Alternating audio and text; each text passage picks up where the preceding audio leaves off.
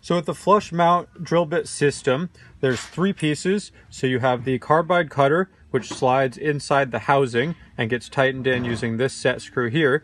And then you have the inner drill bit, which actually goes into the inside of the cutter, and it gets tightened in with the second set screw right here. Now on the inside of the drill bit, this is a 1/8 inch drill bit, it always has been, and it's got a couple little notches cut out here.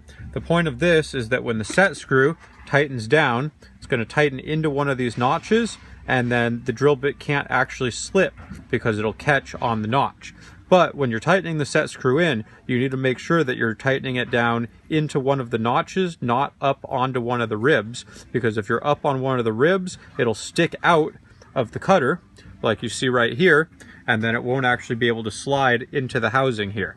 So when you're tightening it, you're going to take your Allen key, and you want to get it to where you feel it touching but not too tight. Back it out just a little bit, and then you can kind of work your inner bit around. If you're really having trouble, you might want to make sure that you have the ribs facing the set screw. So if you actually pull it all the way out, you can actually see the ribs down underneath there, or adversely, you can slide it out the bottom here. You can make sure that you see the side with the notches and make sure that it's directly lined up with the set screw hole.